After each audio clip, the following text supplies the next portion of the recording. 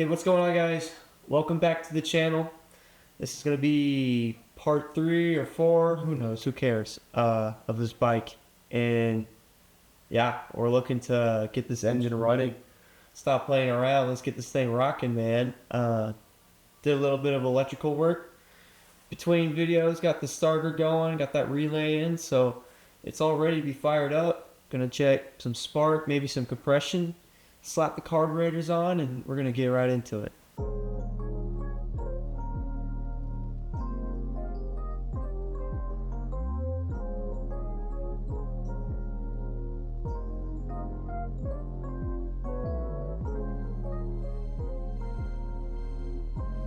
Alright, so first things, want to check some spark. Of course I got to start with ignition coils. So I've only got one of them on there right now. I'm actually going to replace both of them, so I'm going to get those on there. Get those all wired up, get the spark plugs on, and then we can go to check spark plugs. Make sure that they're shooting spark out. While putting those new ignition coils on and getting everything set up, I'm going to pop the drain plug on the oil. We're going to get that old oil out of there. Not sure what's in there, not sure how it looks. Gonna change it anyway, get a new filter on it. And yeah, oil's looking pretty clean, which is definitely a good sign. I didn't think it would be too dirty, since they said they have rebuilt the engine. Which, yeah, the oil looks pretty good. So, good start. So this is about where the can of worms is opened and my problems start to flood in. I put oil in the crankcase, everything's going smooth, thinking I'm gonna have some nice spark. Nada, nothing, no spark, which is where I start consulting the wiring diagram and looking for continuities, for powers, grounds, everything. A lot of it's off camera from this time lapse. I'm taking a lot of time outside of recording to try to figure this out, and it gets frustrating because seemingly I'm just getting nowhere with it. I thought it would be easy to find spark on this bike, but soon you'll see how much trouble I went through.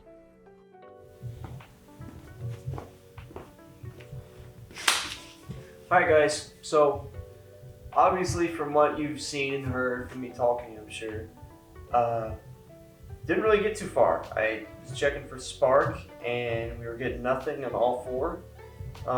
Changed the ignition coils and everything, yeah, there's nothing going on. I was checking continuity, ohms, everything, seemingly getting nowhere. I got to the point where I was checking the pickup coil and found that it's got way too much resistance. It's calling for like 300 to 400 ohms, and it's got like 400,000 ohms. So definitely some problems there in that coil. So found the part, thankfully. It'll be on its way soon. But yeah, in the meantime, there's not much I can really do with this engine to get it running. I want to get that engine running first so that I can have the foundation done right. I don't want to do everything else and then figure out that the engine's toast, you know? So waiting on parts, I did a couple more things just because I was bored and I needed to get some progress on this bike. It's felt like this bike has made no progress since I had it. So as you can see here, I put some the throttle cables on, which went on nice and easy, which is a blessing, of course. And in this other clip, you're gonna see I was looking at the kickstand. I got a new kickstand on. Just did a couple things to sort of pick it up a little bit. Just get some things done at least while I'm waiting on that part. All right, guys. Old pickup coil. New one installed. So should be getting spark now. We'll test that. I gotta hook this frame up that's dangling here back on, get the headers on, and I'll probably put the radiator on, might as well. After that, I gotta do something with the carburetors. I gotta fix the float plug because those are leaking, causing it to flood because I tested it yesterday and it just shot out the overflow tube. So I'm gonna do that. Radiator frame, check spark again, throw the carbs on, get this freaking thing running.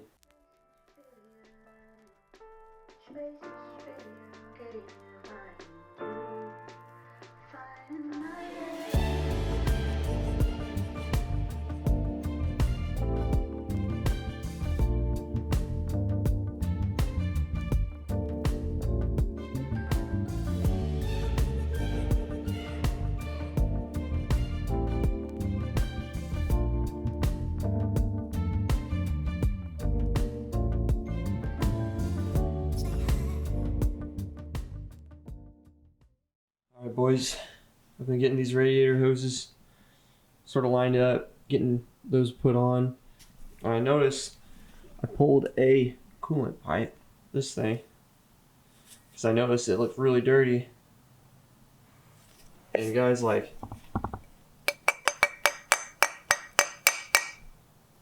it is just horribly rusted. I don't think I can get a good shot of it on the inside with one hand, but dude, it's horrible. These O-rings are shot, and that's the thing. This guy said he won't focus. This guy said he rebuilt this engine, but obviously, if you're gonna rebuild an engine, you'd want to look at the coolant passage. When I went back to check spark with that new pickup coil installed, still had nothing. Obviously, after 3 or 4 weeks of waiting for that part to come in, thinking that that would solve it, since it was not in spec, it was failing. I was really hoping to have spark, so it was pretty upsetting that I didn't find it, but I was still determined to find the spark, figure out what was wrong. So here you can see I'm just going through the wiring, just multimetering this motherfucker and going crazy on it. This just goes to show how difficult it can be to restore bikes and restore cars, whatever, vehicles, anything. There's just so many unforeseen things that are going to take a lot of time. Like I said, I was thinking that spark would be super simple to get. I mean, it's a motorcycle, everything's in a square foot of freaking distance, so it should be easy. But yeah, this really threw me for a loop. Oh, what's going on, guys? This is probably the 3rd or 4th day trying to get spark, and what I've come to is that this battery junction box is not sending power to our kickstand switch. Yeah, I'm sure I've been talking this whole time over all the time lapses and garbage. But yeah, it's been a fight to get spark, but I finally think I've gotten to something. I see there's 4 screws on the back of this junction box, and it's going to be internal. There's no relays on the back of here, and the relay that I'm looking for is going to be on the inside. So I'm going to get the cracking on this. I would have never expected problem to be in here, but here we are. If you're wondering why I'm in the basement, it's because I'm freaking cold. So yeah, I had hopes that the problem would reside in this battery junction box, and it turned out that was not the cause of the problem. So I did all this for nothing. After this, I pretty much just went right back to the diagram and just stared at it for a long time, trying to figure out what I could have missed, what could have been causing no spark. And it probably took me about 3 weeks of literally just looking through the diagram and trying to find it, looking through connections, checking things multiple times, double checking, triple checking, just really trying to dig in and figure it out. This just goes to show you how much goes into these bike restorations and what a lot of YouTubers wouldn't show, but this is just the truth of buying old busted vehicles. I figured everything's still cramped. Boys, I think I finally found a problem. I've been going crazy with all this electrical stuff, chasing down wires, chasing down everything, replacing parts, replacing the junction box. I haven't recorded much because I've just been trying to get spark. But guys, I think I finally have figured this out, and I believe it's actually just our neutral switch. Which maybe it could have been, but it was not. Yeah, sucks. It was bad though, so at least we replaced another part. After diving back into the wiring diagram for the billionth time, I came to think that it was my ignition coil igniter module, the CPU, or pretty much the brains of the bike. Which was a good guess, but that wasn't it either. You can check out my video of me actually diagnosing this as a good part. That wasn't before I bought another computer module, which took another week or two to come in.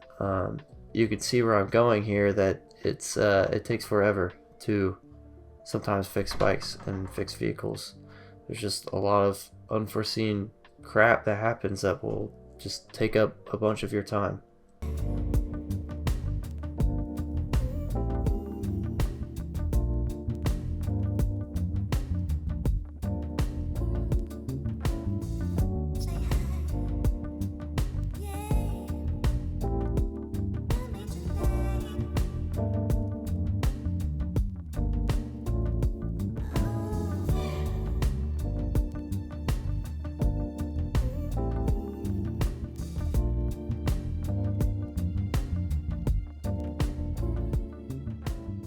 Alright, guys, I think I'm finally onto something. Again, I wasn't, yeah, lots of pain, but you kind of see what I was doing here. Big wiring diagram for literally everything on the bike on there, just sitting there tracing things out and going from there. Surprisingly, the manual for this bike is great, and it has a lot of information for testing electrical stuff, but still with the diagrams they provided, it was tough to see exactly what all the safety switches were supposed to do and how the actual system worked.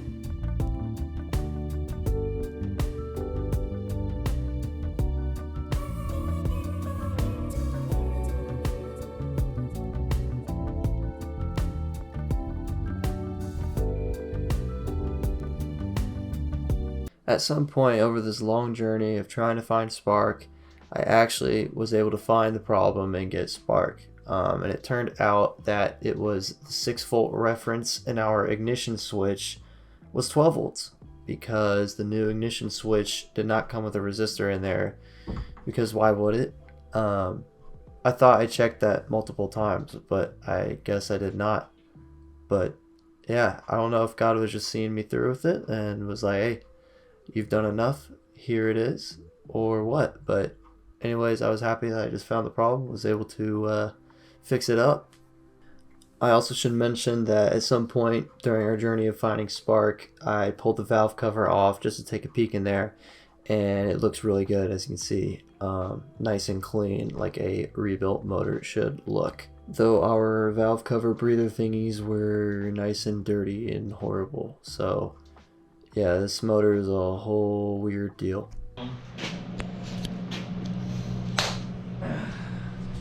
Make an intro or something. Here we go. Alright guys, first start in this whole thing. Got our safety equipment. She's rigged up and ready to rock. So we're gonna see what happens here. Just a wee bit excited.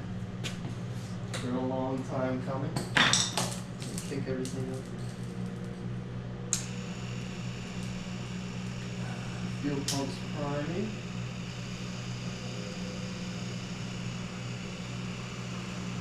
Sucking in gas, it's a good thing.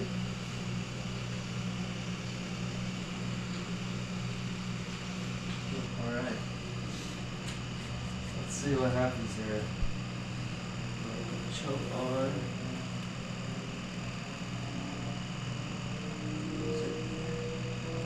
My hand.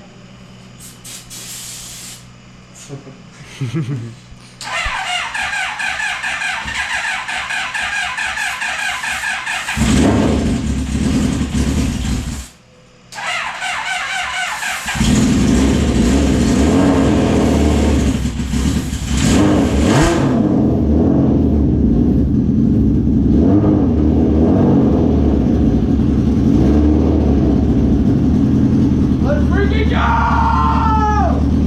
Yes, sir!